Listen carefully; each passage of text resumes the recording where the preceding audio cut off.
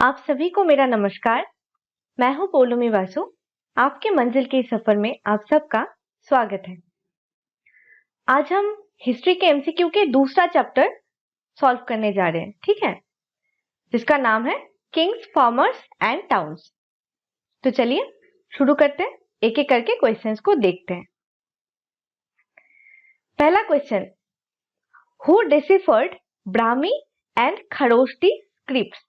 ठीक है, ब्राह्मी और खरोष्टी स्क्रिप्ट्स को किसने डिसिफर किया था? डिसिफर का मतलब पता है ना आपको, मैं पिछला दिन भी आपको वीडियो में बताई थी, मतलब किसने इसको पढ़ा था। ठीक है, तो देखिए क्या होगा options, James Prinsep, Cunningham, wheeler या फिर जॉन मार्शल। क्या होगा बताइए? इसका सही आंसर हो जाएगा जेम्स प्रिंसेप। कनिंघम के बारे में हम लोग पिछले दिन डिस्कस किए थे। क्या कहा जाता है इनको? फादर ऑफ इंडियन आर्कियोलॉजी भी कहा जाता है ना? ठीक है, चलिए नेक्स्ट क्वेश्चन में चलते हैं। तो क्वेश्चन नंबर 2 क्या बोल रहा है? How many Mahajanapadas were there. कितने सारे महाजनपद थे उस टाइम पे? ठीक है, 17, 14, 18 या फिर 16। कितने सारे प्रोमिनेंट महाजनपद थे बताइए? इसका आंसर हो जाएगा 16। सबके नाम याद है आपको? सबके अगर नहीं भी हो तो कुछ कुछ इंपॉर्टेंट जरूर याद कर लीजिएगा, ठीक है। तो चलिए नेक्स्ट क्वेश्चन को देखते हैं। क्वेश्चन नंबर 3 क्या बोल रहा है? Sangam is a literature of dash language. Sangam एक लिटरेचर है जो किस लैंग्वेज में लिखा गया है बताइए? तमिल, संस्कृत, मलयालम या फिर मराठी? बोलिए। हाँ जी, ये तमिल में लिखा गया है। ठीक है, ये तमिल का एक बहुत ही ज्यादा प्रोमिनेंट लिटरेचर है एंशियंट टाइम्स के। ठीक है, इसके बहुत सारे भाग हैं, बहुत सारे संगम बने थे, तो वो सब बारे में अभी डिटेल में नहीं जाते हैं। इसके अभी नेक्स्ट क्वेश्चन में चलते हैं, ठीक है। Consider the following statements about the Mauryan empire. Mauryan empire के बारे में कुछ स्टेटमेंट्स दिया गया है, आपको बताना है इनमें से कौन सा सही है और कौन सा गलत। कौन कौन से सही है वो आपको बताने। पहला देखिए, there were 5 major political centres in the empire. 5 major political centres थे एम्पायर में। ठीक है, क्या ये सही है? हाँ जी, ये बिल्कुल सही है। 5 मेजर पॉलिटिकल एम्पायर के 5 मेजर पॉलिटिकल सेंटर्स के नाम क्या है बता सकते हैं आप? कमेंट कीजिए कमेंट बॉक्स में, मैं थोड़ी देर में बताती हूँ आपको। Megasthenes wrote about the Mauryan empire. क्या ये सही है? बोलिए। मेगास्थनीज ने कुछ लिखा था मौर्यन एम्पायर के बारे में? बिल्कुल लिखा था। कौन से बुक में लिखा था? इंडिका, INDICA, बहुत ज्यादा इंपॉर्टेंट बुक है। इसमें मेगास्थनीज ने मौर्यन एम्पायर के बारे में बहुत कुछ लिख के गए थे। ठीक है, थर्ड पॉइंट देखिए, Ashoka founded the Mauryan empire in 321 BC। सही लग रहा है ये? अशोका फाउंड किए थे मौर्यन एम्पायर? नहीं, ये तो गलत हो गया है ना। किसने फाउंड किए थे? चंद्रगुप्त मौर्य जी ने। और उन्होंने किसके मदद से इसको फाउंड किया था? कौटिल्य के मदद से। चाणक्य या फिर कौटिल्य कहा जाता है, उनके हेल्प से चंद्रगुप्त मौर्य जी ने ये मौर्यन एम्पायर का स्थापना किए थे। उसके पहले कौन सा डायनेस्टी था? नंद डायनेस्टी। ठीक है, उसी के राजा को हरा के उन्होंने ये एम्पायर का स्थापना किए थे। तो ये आंसर, ये तो गलत हो जाएगा। ये सही था, ये सही था, ये गलत। तो नंबर 4 क्या होगा? Ashoka used his resources to propagate Buddhism. ये सही है? जी हाँ, अशोका जी ने बुद्धिज्म को प्रोपागेट करने के लिए उनके रिसोर्सेज को यूज किए थे। ठीक है, तो ये भी हो गया राइट। तो कौन सा राइट हो जाएगा यहाँ पे? 1, 2 और 4, ये राइट आंसर है। ठीक है, तो यहाँ पे मैं बोल रही थी आपको 5 मेजर पॉलिटिकल सेंटर्स का नाम बताइए। मैं एक बार बता देती हूँ आपको। इसका नाम हो जाएगा एक पाटलिपुत्र, फिर हो जाएगा तक्षशिला, उसके बाद आ जाएगा उज्जैनी, फिर होगा तोशाली, उसके बाद क्या है बताइए? इस पर क्या होगा? सुवर्णगिरी। राइट, ठीक है, ये 5 मेजर पॉलिटिकल सेंटर थे। ऐसे भी आप याद रख सकते हैं इसको, PSU PSU किसको बोलते हैं? पब्लिक सेक्टर यूनिट्स को PSU बोलते हैं। तो PSU अलग से और टी स्क्वायर ये दोनों टी, ठीक है। चलिए नेक्स्ट क्वेश्चन में चलते हैं फिर। ओके देखिए, dash were elaborate stone structures in central and South India in first millennium BCE। इस टाइम पे इलेबोरेट स्टोन स्ट्रक्चर को क्या बोला जाता है? देखिए इसको नाम से याद करेंगे, ठीक है। क्या है? मेगालिथ्स, पन्नाई, धम्मा या फिर नन ऑफ द अबव? क्या हो जाएगा बताइए? ये हो जाएगा मेगालिथ। क्यों? मेगा माने बड़ा, ठीक है। इलेबोरेट मतलब बड़ा टाइप का स्ट्रक्चर कोई, ठीक है। तो बड़ा, और लिथ माने स्टोन, तो हो गया बड़ा स्टोन स्ट्रक्चर मेगालिथ, ठीक है। तो चलिए क्वेश्चन नंबर 6 क्या बोल रहा है? Dash was the owner, master और head of the household. तो हाउस होल्ड के हेड को क्या बोला जाता था? ऐसे टाइप के टर्मिनोलॉजी आपके इस चैप्टर में बहुत सारे हैं, तो आपको सारे थोड़ा याद रखने पड़ेंगे, ठीक है। जरूरत पड़े तो मैं कोई ट्रिक वगैरह दे दूंगी आपको। तो चलिए देखते हैं इस क्वेश्चन का क्या आंसर होगा।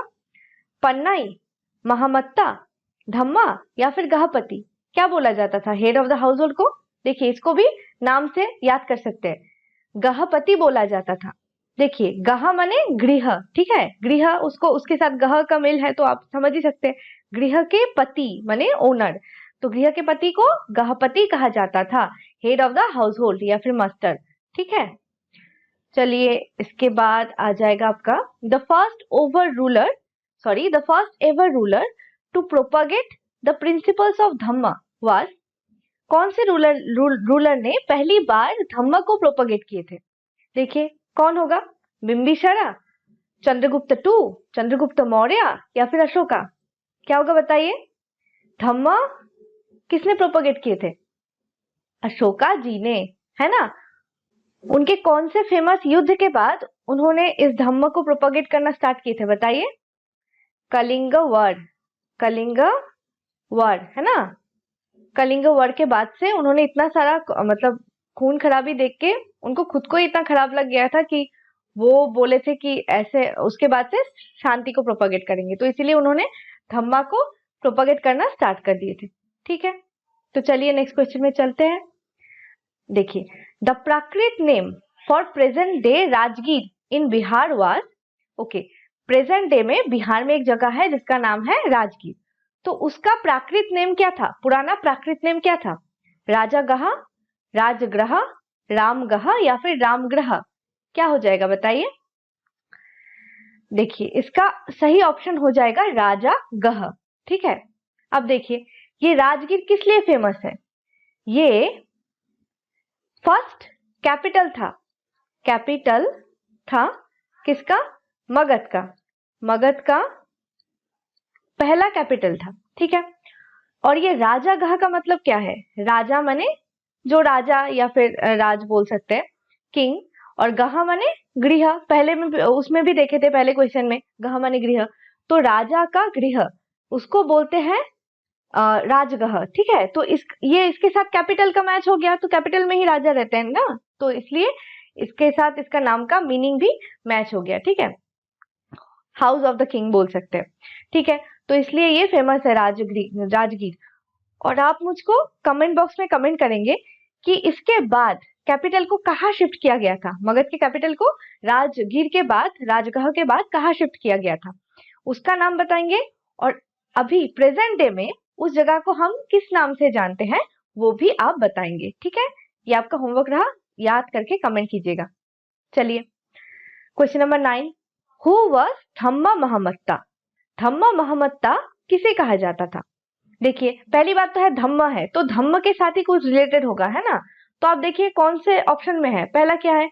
Special revenue officers appointed by Ashoka for tax collection, ये तो होगा नहीं, इसमें धम्मा नहीं है। Special officers appointed by Ashoka for maintaining law and order in the kingdom, law and order बोला है, इसमें भी धम्मा नहीं बोला है, तो नहीं होगा। अच्छा, इन दोनों में हमको धम्मा वर्ड दिख रहा है, तो देखिए क्या होगा? Special officers appointed by Ashoka to spread the messages of dhamma, message को स्प्रेड करने के लिए धम्म के। और इसमें क्या बोला है? Special officer appointed by Ashoka to stop the spread of the dhamma, तो अशोका तो खुद ही धम्म को प्रोपगेट करना चाहते थे, तो वो क्यों स्टॉप करेंगे, है ना। तो वो स्प्रेड ही करना चाहेंगे मैसेज को, तो यही हो जाएगा special officers appointed by Ashoka to spread the message of dhamma. तो कौन सा ऑप्शन हो जाएगा करेक्ट? Option number C. चलिए नेक्स्ट क्वेश्चन को देखते हैं। Okay, question 10, why is the 6th century BCE often considered a major turning point in Indian history? तो 6th century BCE को क्यों एक मेजर टर्निंग पॉइंट माना जाता है इंडियन हिस्ट्री के लिए? ठीक है, देखते हैं कारण क्या हो जाएगा। पहला बोला है emergence of states, cities and towns. हाँ, स्टेट, सिटीज, टाउन्स का इमरजेंस तो हुआ था। और यूज ऑफ आयरन इसके साथ। जी हाँ, ये भी स्टार्ट हुआ था। कब स्टार्ट हुआ था यूज ऑफ आयरन? वैदिक एज से ही स्टार्ट हुआ था ना। उसमें तो नहीं था आपका इंडस वैली सिविलाइजेशन में तो नहीं था।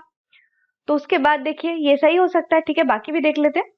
Emergence of state, cities and town same है। उसके बाद डोमिनेंस ऑफ हिंदुइज्म, इसके वजह से तो टर्निंग पॉइंट नहीं होगा ना। हाँ, उस टाइम पे हिंदुइज्म ही था इंडिया में, लेकिन इसके वजह से डोमिनेंस नहीं हो सकता है।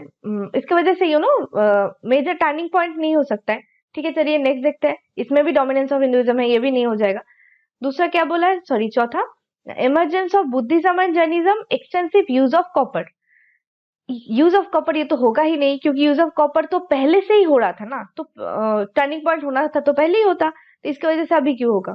तो कौन सा सही हो जाएगा? राइट, एकदम emergence of state, cities and towns, use of iron, ये दोनों हो जाएगा बिल्कुल सही। और आयरन के यूज तो एक बहुत ही बड़ा एक टर्निंग पॉइंट माना जाएगा ना। आयरन से आज कल के दुनिया में आयरन से ही स्टील्स वगैरह बनते हैं, और इसी के वजह से इंडस्ट्रियल रेवोल्यूशन भी देखने को मिला था।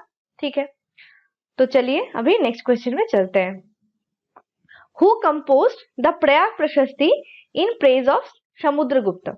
तो समुद्रगुप्त के प्रेज में कौन प्रयाग प्रशस्ति के रचना किए थे? ठीक है, देखिए, प्रभावती गुप्ता, हरिसेना, कौटिल्य या बाणभट्ट? क्या होगा? पहले तो आपको ये याद रखना है कि प्रयाग प्रशस्ति किनके प्रेज में, किनके प्रशंसा के लिए रचा गया था? समुद्रगुप्ता के प्रशंसा के लिए रचा गया था। अब किसने लिखा था? देखिए क्या होगा, राइट आंसर बताइए। जी हाँ, हरिसेना। ठीक है, अभी मुझको बताइए हरिसेना कौन थे? अच्छा, समुद्रगुप्त कौन से डायनेस्टी के रूलर थे? नाम से ही समझ में आ रहा है, गुप्ता डायनेस्टी का। तो हरिसेना उनके ही कोर्ट पोएट थे। ठीक है, कोर्ट पोएट थे, तो वो इसको लिखे थे प्रयाग प्रशस्ति। इसको और किस नाम से जाना जाता है? इसको इलाहाबाद प्रशस्ति के नाम से भी जाना जाता है। ठीक है, क्यों? क्योंकि ये इलाहाबाद में ही है। आपको तो पता ही होगा, प्रयाग से इलाहाबाद का एक बहुत बड़ा कनेक्शन है। कौन सा प्रयाग है इलाहाबाद में? 5 प्रयाग में से कौन सा है? देव प्रयाग है इलाहाबाद में, जहां भागीरथी और अलकनंदा नदी मिलके हमारे गंगा मैया के नाम देते हैं। ठीक है, बाकी सारे प्रयाग का नाम पता है आपको? टोटल इंडिया में 5 प्रयाग है। 5 प्रयाग में एक तो हो गया ये देव प्रयाग जो लास्ट में आता है, और सीरियली अगर हम नॉर्थ से साउथ के तरफ करें तो बाकी सारे प्रयाग में क्या क्या नाम आ जाएगा? एक नंद प्रयाग, एक विष्णु प्रयाग, एक कर्ण प्रयाग, फिर होगा रुद्र प्रयाग, उसके बाद देव प्रयाग। ठीक है, इसको याद रखिएगा, बहुत इंपॉर्टेंट चीज है हमारे इंडिया की। ठीक है, ठीक है, चलिए नेक्स्ट क्वेश्चन में चलते हैं। तब क्या बोला है? Match the following. ये भी टर्मिनोलॉजी से रिलेटेड क्वेश्चंस है जो आपके इस चैप्टर में बहुत सारे देखने को मिलते हैं। देखिए क्या बोला है। पहला गहपति, इसके साथ यहाँ का कौन सा मैच होगा? ये तो हम लोग पहले भी किए हैं, तो आपको पता ही होगा। ये हो जाएगा आपका हेड ऑफ द हाउस, है ना। तो ए हो जाएगा तो 3। उसके बाद आ जाता है आपका बी, भिल्लालड़। इसका मतलब क्या होगा? ये हो जाएगा लैंड ओनर, तो बी हो जाएगा आपका 4। ठीक है, उसके बाद आता है उजहवर। इसका मतलब क्या है बताइए? इसका मतलब हो जाएगा हाँ प्लाउमैन। ठीक है, फिर आता है आदिमाई। आदिमाई माने? आदिमाई मतलब स्लेव्स। उसके बाद तो देखिए 4 तो हमको मिल ही गया, यहाँ पे तो कोई ना कोई तो ऑप्शन ऐसे ही मिल जाएगा।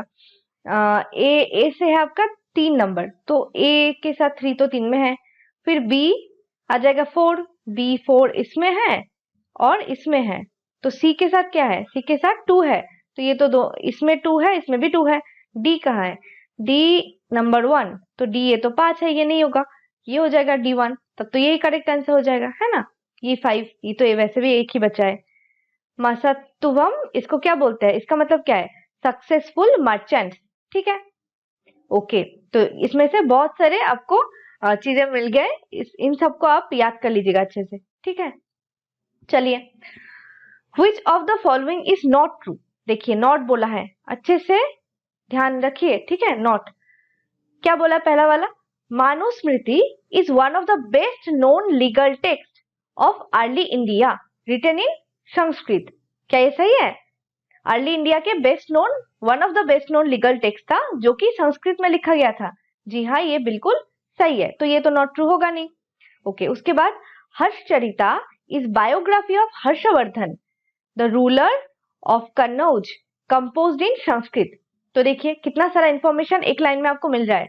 हर्षचरिता क्या था? हर्षवर्धन के बायोग्राफी, ठीक है। ये कौन थे? रूलर ऑफ कन्नौज थे, और ये किस लैंग्वेज में लिखा गया था? संस्कृत में लिखा गया था। ये सभी बिल्कुल सही है, तो ये भी सही है, तो ये इसका तो करेक्ट आंसर होगा नहीं। उसके बाद नंबर सी क्या आता है, जातकास वर रिटन इन प्राकृत। क्या ये सही लग रहा है? जी नहीं, जातकास किस लैंग्वेज में लिखा गया था? पाली में लिखा गया था, ठीक है, तो ये तो सही नहीं होगा। तो इस क्वेश्चन के लिए कौन सा ऑप्शन सही है? ये सही हो जाएगा, ठीक है, नंबर सी इसका आंसर हो जाएगा। फिर Ashokan inscriptions were written in Prakrit, Aramaic and Greek, ठीक है, ये सही है, ये भी सही है, इन सब लैंग्वेज में ही अशोकान इंस्क्रिप्शन को लिखा गया था, ठीक है। तो उसके बाद आ जाइए क्वेश्चन नंबर 14। देखिए क्या बोला है, एन अग्रहरा वाज। अग्रहरा का मतलब क्या है? ये क्या एक नेम था कोई कुशन रूलर के, या फिर क्या ये कोई द रेसिपिएंट ऑफ ग्रांट था, ग्रांट का रेसिपिएंट था, इसको बोलते हैं अग्रहरा। या फिर land granted to Brahmana exempted from paying land revenue, या फिर ग्लॉस फिनिश्ड पॉटरी। कौन सा होगा? किसको बोलते हैं अग्रहरा? ये सही ऑप्शन हो जाएगा number C, land granted to Brahmana exempted from paying land revenue. ऐसे ब्राह्मणा जिनको जो कोई भी लैंड रेवेन्यू पे करने से एग्जेम्प्टेड था, मतलब उनको पे करने की जरूरत नहीं था, उनको लैंड ग्रांट किया जाता था, ठीक है। राजा उनको लैंड देते थे, लेकिन उस लैंड के लिए उनको कोई रेवेन्यू नहीं देना पड़ता था, और बाकी भी बहुत सारे ड्यूज वगैरह उनके एग्जेम्प्ट कर दिया जाता था, और साथ ही में उनको राइट भी दिया जाता था उस लैंड से वो जो टैक्स लोकल पीपल से जो टैक्स कलेक्ट करते हैं, वो टैक्स कलेक्ट करने के भी उनको राइट दिए जाते थे, ठीक है। उन्हीं को क्या बोलते हैं? अग्रहरा। चलिए तो नेक्स्ट क्वेश्चन में चलते हैं।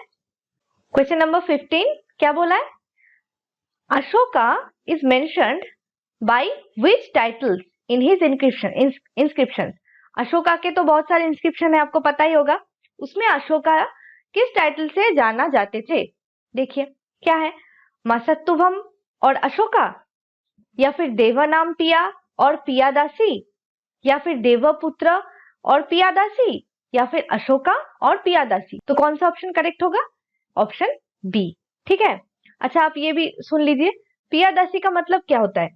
पियादासी माने प्लीजेंट टू बी होल्ड, ठीक है। और देवनाम की पिया का क्या मतलब है? Beloved of the gods, God के प्रिय पात्र, ठीक है, बिलव्ड ऑफ द गॉड्स, ठीक है। तो चलिए अभी नेक्स्ट क्वेश्चन देखते हैं।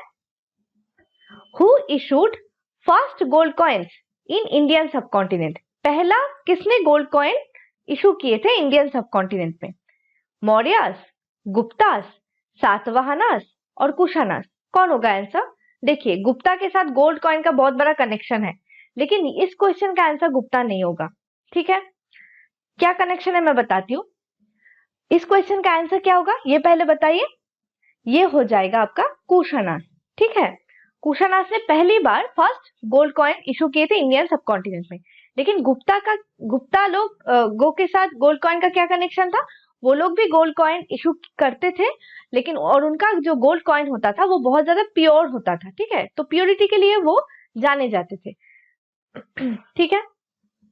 बहुत ज्यादा गोल्डन एरा भी कहा जाता है गुप्ता एज को, है ना, इंडियन हिस्ट्री का, ठीक है।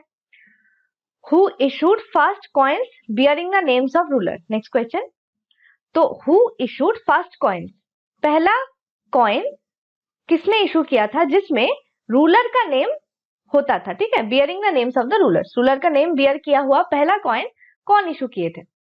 मौर्यास, गुप्तास, इंडो ग्रीक्स या फिर सातवाहनास? बताइए क्या होगा आंसर? आंसर हो जाएगा आपका सी। इंडो ग्रीक्स वो थे जिन्होंने पहला वो कॉइन इशू किए थे जिसमें रूलर का नाम होता था। ठीक है, ओके। उसके बाद कॉइन से रिलेटेड 2-4 क्वेश्चन है, तो सब एक जगह में मैं कर दी हूँ ताकि आपको याद करने में आसानी हो। ठीक है, देखिए, punch marked coins were made of. Punch mark coins किस चीज से बना होता था? ये काफी इंपॉर्टेंट कॉइन है, अमंग्स द अर्लीस्ट कॉइन था ये टू बी यूज्ड। ठीक है, तो ये किस चीज से बना होता था? सिल्वर एंड कॉपर का, गोल्ड एंड सिल्वर का, ब्रोंज का या आयरन का? तो इसका आंसर क्या हो जाएगा? Silver and copper. ठीक है, ये पंच मार्क कॉइन्स किस चीज का बना होता था? सिल्वर का, चांदी का और कॉपर का। ठीक है, तो समझ में आ गया आपको? तो चलिए अभी नेक्स्ट क्वेश्चन में चलते हैं। देखिए, क्वेश्चन नंबर 19 क्या बोल रहा है? What were the guilds of the merchants and craftsman called? Merchant और क्राफ्ट्समैन के गुलिड्स को क्या बोलते हैं? ठीक है, उड, आदिमाई, श्रेणीज या फिर उजावर, क्या बोलते हैं बताइए? इसका सही आंसर हो जाएगा आपका श्रेणीज। ठीक है, देखिए, आपको गुलिड्स मतलब पता है ना? इसका मतलब होता है वो सारे मतलब व्यक्ति जो रॉ मटेरियल प्रोड्यूस करते थे। रॉ मटेरियल प्रोड्यूस करते थे और साथ ही में वो प्रोडक्शन को भी रेगुलेट करते थे और साथ ही साथ मार्केट फिनिश प्रोडक्ट जो होता था उसको मार्केट तक भी पहुंचाते थे सेलिंग के लिए। ठीक है, तो उनको गुलीड्स कहा जाता था। मर्चेंट्स और क्राफ्टमैन के जो गुलीड्स हैं उनको क्या कहा जाता था? दूसरा किस नाम से जाने जाते थे? वो श्रेणीज के नाम से जाने जाते थे। ठीक है, तो चलिए question number 20, which of the following terminology is related to the word राजासुआ? राजासुआ ये टर्मिनोलॉजी इनमें से कौन से दूसरे वर्ड के साथ रिलेटेड है? किसके साथ आप रिलेट कर सकते हैं इस वर्ड को? अश्वमेधा, गोल्डस्मिथ, राजागहा या मसत्तुभम? क्या होगा आंसर बताइए? देखिए, राजासुआ क्या था? राजासुआ एक यज्ञ का नाम था। ठीक है, इसे यज्ञ भी कहा जाता था। ठीक है, यज्ञ था जो किंग्स किया करते थे। ठीक है, जो किंग्स परफॉर्म करते थे वैदिक पीरियड में। किस पीरियड में? वैदिक पीरियड में। ठीक है, तो यहाँ पे जो है उसमें भी कोई ना कोई यज्ञ के साथ कनेक्टेड चीज होगा। तो आंसर क्या हो जाएगा? अश्वमेधा। अश्वमेधा भी एक यज्ञ के नाम है जो वैदिक पीरियड में किंग्स परफॉर्म किया करते थे। ठीक है, ठीक है, तो यहाँ पे एंड होता है हमारा 20 क्वेश्चन आज के। आई होप कि आपको वीडियो अच्छा लगा हो। अगर अच्छा लगा हो तो चैनल को सब्सक्राइब करना बिल्कुल मत भूलिए और वीडियो को एक लाइक जरूर कीजिए। अगर आपको किसी भी टाइप के चेंजेस चाहिए वीडियो में या फिर किसी और टाइप के वीडियोस चाहिए तो आप कमेंट बॉक्स में हमें कमेंट कर सकते हैं, हम उस पर भी काम करने की कोशिश करेंगे। ठीक है, तो मिलते हैं किसी अगले वीडियो में। तब तक के लिए स्वस्थ रहिए, खुश रहिए और आपके मंजिल की तरफ बढ़ते रहिए।